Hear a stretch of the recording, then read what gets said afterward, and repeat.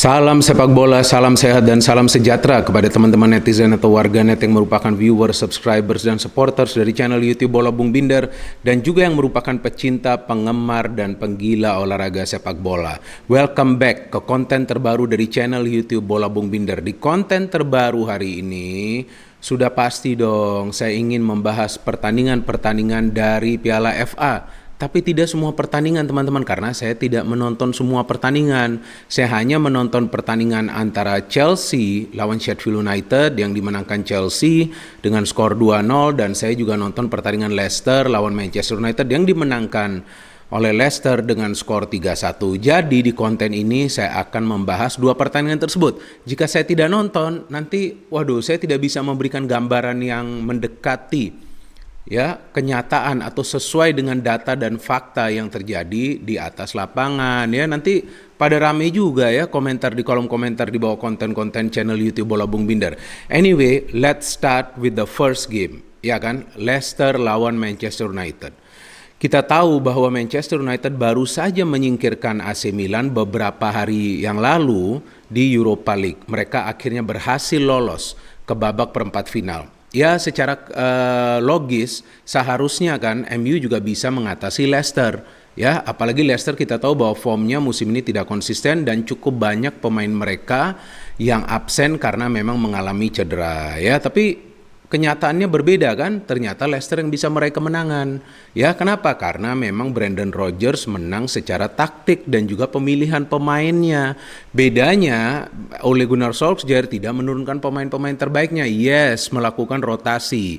Tapi kita semua tahu pada saat Ole melakukan rotasi, Manchester United selalu kesulitan meraih kemenangan, bahkan lebih banyak mengakhiri pertandingan dengan hasil draw atau juga kekalahan. Tapi ini adalah sebuah resiko yang memang harus diambil oleh Gunnar Solskjaer karena ada kepentingan yang lebih besar mungkin. Yang pertama Europa League, yang kedua untuk finish di top 4 zone agar mereka bisa masuk ke Champions League musim depan. Kenapa saya tadi mengatakan pertama Europa League? Karena jika MU menjadi juara di Europa League, maka MU juga akan lolos ke Champions League musim depan. Jadi saling terkait lah antara finish di top 4 zone dan juga menjadi juara di Europa League.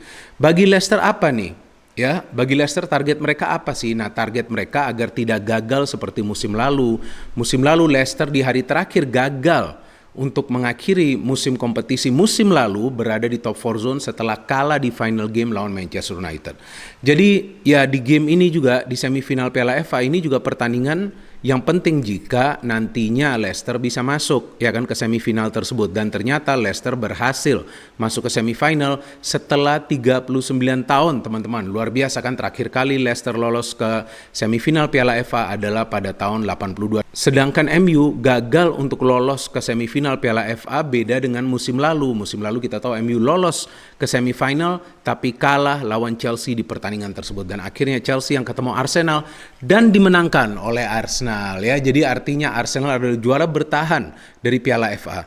Sebelum membahas jalannya pertandingan, seperti biasa nih teman-teman, saya ingin membahas line up dari kedua tim dulu. Yang pertama dari Leicester City, Kasper Schmeichel, Fofana, Evans, Soyuncu, Albrighton, Tielemans, Ndidi, Castagne, Ayoze Perez, Iheanacho, Jamie Vardy, target man dari Leicester. Leicester kehilangan beberapa pemain terutama yang berada di lini tengah, yakni Maddison dan juga Barnes, tapi kekuatan Leicester di game ini berada di lini tengah mereka. Para pemain bekerja sama secara konsisten selama 90 menit atau lebih jalannya permainan ini. And then dari MU, seperti yang tadi saya sudah katakan di awal, beberapa rotasi yang dilakukan oleh Ole Gunnar Solskjaer membuat justru permainan MU tidak kompak di antara para pemainnya. Martial di depan, Pogba, Donny van de Beek jarang nih dia bermain sebagai starter. Greenwood, Nemanja Matic, Fred, Telles, Maguire, Lindelof, Wan-Bissaka, dan kembali Dean Henderson. Catatan saya bahwa sebelum pertandingan ini, dalam 8 penampilan sebelumnya atau dalam 8 penampilan terakhir Dean Henderson, 7 kali Dean Henderson mencatat clean sheet, hanya kemasukan 1 gol dalam pertandingan lawan AC Milan di Europa League. But in this game dia kemasukan 3 gol. Jalannya pertandingan terlihat bahwa para pemain Leicester bermain dengan lebih nyaman untuk mengendalikan tempo permainan. Artinya mereka tahu kapan mereka perlu melakukan serangan, kapan mereka lebih banyak mengalirkan passing di tengah. Dan sebetulnya kan mereka hampir saja mencetak gol tuh di menit ketiga atau 4 yang ada umpan yang diberikan oleh Vardy menuju ke Iheanacho, tapi memang ada Teles ya yang menyulitkan Iheanacho untuk melakukan koneksi antara melakukan shooting atau juga mungkin hanya sontekan sedikit lah, mungkin hanya touch untuk bisa menyulitkan Dean Henderson. Tapi setelah itu kita lihat MU coba untuk bangkit ya, untuk bisa mengambil alih irama permainan. Tapi ya yang menjadi persoalan bagi MU nih teman-teman, di lini tengah nih gak jelas siapa sih sebenarnya yang harus merancang serangan. Apakah Paul Pogba atau Donny van de Beek? Beda jika ada Bruno. Jika Bruno bermain dari awal, maka sudah pasti Bruno yang akan memegang kendali dalam urusan membangun serangan. Sehingga kita melihat tidak ada serangan yang rapi bisa dibangun oleh para pemain Manchester United. Sedangkan dari Leicester tampak jelas bahwa yang akan memulai serangan dari salah satu wingback ya, antara Albrighton atau Castagne, sedangkan Tielemans dan Ndidi akan melakukan pressing. Ayoze Perez dengan free roll-nya akan melakukan pergerakan tanpa bola.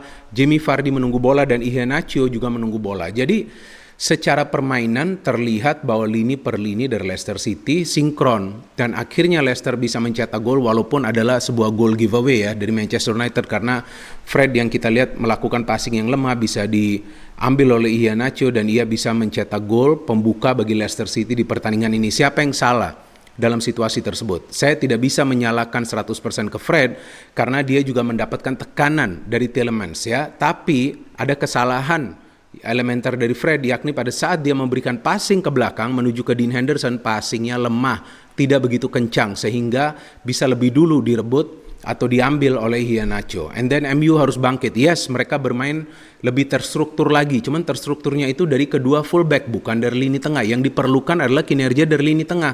Kan cukup banyak pemain nih di tengah, Donny van de Beek, Paul Pogba, Matic dan Fred, tapi tidak ada kerjasama yang baik di antara para pemain ini.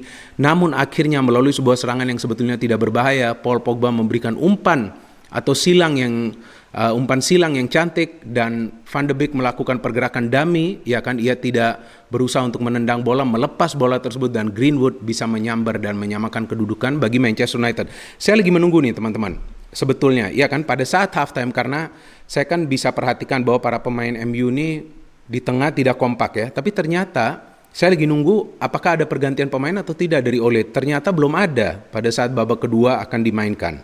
Dan justru ya Leicester City bisa mengambil alih keunggulan setelah mereka bisa mencetak gol melalui Tielemans. Nah, kita lihat kan kekuatan dari Leicester di lini tengah. Tielemans yang sebelumnya memberikan pressure ke Fred sampai Fred harus melakukan passing ke Dean Henderson, dan Tielemans yang melakukan pergerakan pertama memberikan bola ke Ndidi, interchange passing, Tielemans berlari dengan bola dan tidak ada pressure dari para pemain MU, sayang sekali, dan dia bisa melakukan shooting dan finishing yang sempurna.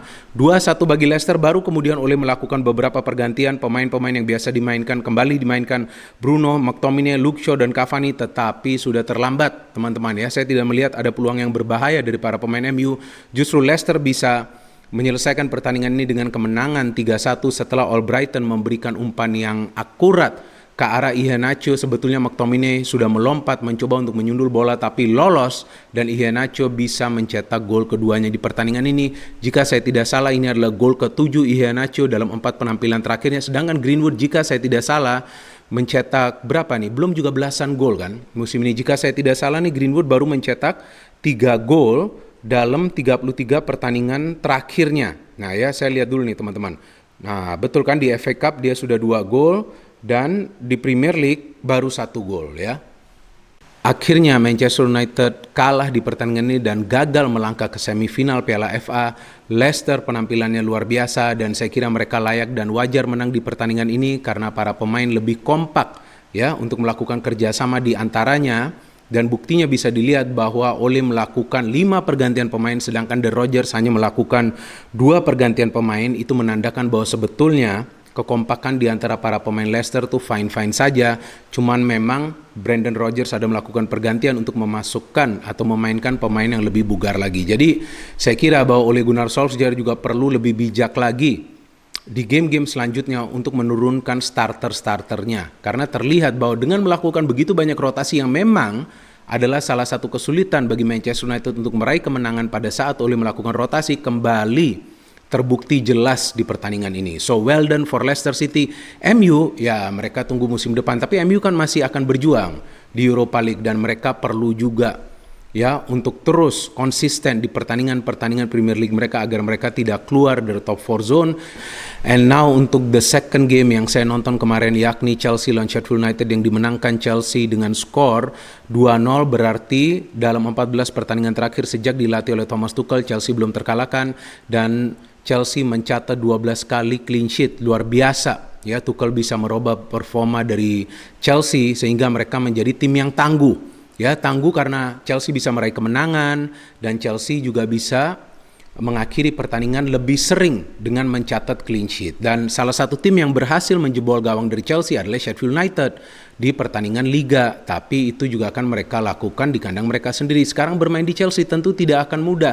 Tapi para pemain Sheffield United memberikan perlawanan yang luar biasa. Bukan dari teknik permainan, tapi secara fisikal. Jadi ini adalah pertandingan yang sulit bagi para pemain Chelsea karena mereka menghadapi permainan yang keras dari para pemain Sheffield United. Dan sebetulnya Sheffield United juga bisa saja ya mencetak gol untuk menyamakan kedudukan atau juga menyulitkan Chelsea untuk melangkah lebih jauh di Piala FA, tapi memang kita tahu bahwa para pemain Sheffield United tidak punya ketenangan.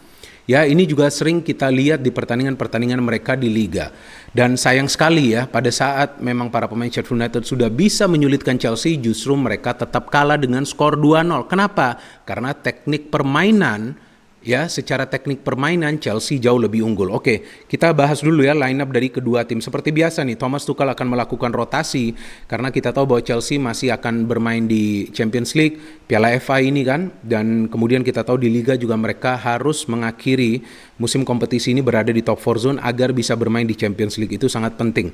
So, in penjaga gawang Kepa, Christensen, Zuma, Emerson, Callum Hudson-Odoi, Gilmore, Kovacic, Chilwell, Mason Mount, Pulisic, Oliver Giroud ya. Giroud kembali mendapatkan tempat untuk bermain sebagai target man, but no goals from Giroud, dan juga saya tidak bisa menyalahkan Giroud dalam game ini karena dia juga tidak mendapatkan suplai bola yang dia perlukan. And from Sheffield United saya hanya familiar dengan satu pemain nih, McGoldrick. Ya, ini pemain bagus banget nih menurut saya, kapten tim dan dia selalu berjuang dalam setiap game. Oke, secara permainan memang terlihat ya Chelsea tetap mendominasi jalannya permainan dengan lebih banyak melakukan passing, bahkan seperti biasa ya kita lihat bahwa jumlah passing dari Chelsea melebihi 500 kali dan itu adalah passing-passing yang akurat tuh teman-temannya, lebih banyak akuratnya. Sedangkan dari Sheffield United karena mereka lebih banyak mengandalkan permainan defensif, maka mereka juga sifatnya menunggu bola. Tapi para pemain Sheffield United juga bermain keras untuk mencegah para pemain Chelsea berimprovisasi dengan gerakan individu mereka. Maka itu begitu banyak pelanggaran yang dilakukan, total sekitar 14 ya, betul 14 pelanggaran yang dilakukan oleh para pemain dari Sheffield United yang menyulitkan para pemain Chelsea untuk menciptakan banyak peluang dan terbukti. Kan hanya 3 peluang yang berbahaya dari Chelsea, 2 dari Pulisic dan 1 gol yang dihasilkan oleh Hakim Ziyech. Karena gol pertama kita tahu dari Chelsea di mana mereka meraih keunggulan di menit ke-24 justru adalah gol bunuh diri dari Norwood. Oke, secara permainan memang tadi sudah saya katakan bahwa Chelsea unggul dari segi ball possession, passing game, tapi secara fisikal ya terlihat mereka kesulitan untuk menandingi permainan keras dari para pemain Sheffield United. Jadi mereka coba akalin, ya mereka coba cari jalan untuk mengatasi tekanan dahsyat tersebut dari para pemain Sheffield United dengan lebih banyak mengandalkan skill individu dari para pemain mereka. Mau tidak mau itu perlu dilakukan akhirnya oleh para pemain Chelsea kan. Yang pertama untuk menyulitkan konsentrasi para pemain Sheffield United di pertahanan. Yang kedua, memaksa ya para pemain Sheffield United melakukan pelanggaran sehingga Chelsea bisa memanfaatkan situasi bola mati tersebut. Tentu para pemain Chelsea perlu mencetak gol lebih dulu. Ya, memang McGoldrick yang mendapatkan peluang sebenarnya lebih dulu melakukan syuting dari luar kotak penalti, tapi memang ya syutingnya itu mengarah langsung ya ke Kepa. Sedangkan dari Chelsea mereka coba untuk menerobos ya masuk ke kotak penalti dari pertahanan Sheffield United yang tampaknya tidak mudah mereka lakukan. Maka itu mereka lebih sering melakukan yang namanya shoot on side. Pada saat melihat ada peluang untuk melakukan shooting, maka para pemain Chelsea akan melakukan shooting, dan itu yang dilakukan oleh Chilwell saat ia coba sebetulnya untuk memberikan crossing, tapi justru bolanya tersebut diintercept oleh Norwood dan bola berubah arah dan menjebol gawang dari penjaga gawangnya yakni Ramsdale. Kemudian setelah itu para pemain Chelsea justru mencoba untuk melakukan counter pressing dan mereka berhasil. Buktinya ada sebuah kesalahan kan dari pemain Sheffield United di mana diambil bola tersebut oleh Pulisic. Sayangnya Pulisic tidak bisa melakukan finishing. Sayang banget ya. Ini yang lagi-lagi nih saya jelaskan menjadi pekerjaan rumah dari Thomas Tuchel, bagaimana dia bisa improve para pemain Chelsea untuk melakukan finishing. And then di babak kedua ya saya lagi menunggu lagi nih sama seperti di game Leicester lawan MU ya kan. Bakal ada pergantian pemain gak nih dari Tuchel secara cepat ya, tapi ternyata tidak. Dia menunggu hingga menit ke-60-an, baru kemudian ada beberapa pemain yang dimainkan seperti Reece James, Azpilicueta, Hakim Ziyech, Kai Havertz ya. Teman-teman perhatikan bahwa 3 pemain yang masuk ya punya skill individu yang bisa diandalkan, Havertz, Ziyech dan juga James. Jadi memang Tuchel sudah melihat bahwa dengan lebih banyak mengandalkan skill individu, para pemainnya bisa menyulitkan Sheffield United di pertahanan. Dan Sheffield United harusnya bisa mencetak gol tuh kan, Goldrick melakukan sundulan. Sayang banget dia tidak bisa melakukan finishing. Nah ini lagi-lagi nih kelemahan dari Sheffield United kan, seperti yang tadi sudah saya katakan. Finishing mereka lemah, padahal secara permainan tim ini tidak buruk permainannya kan.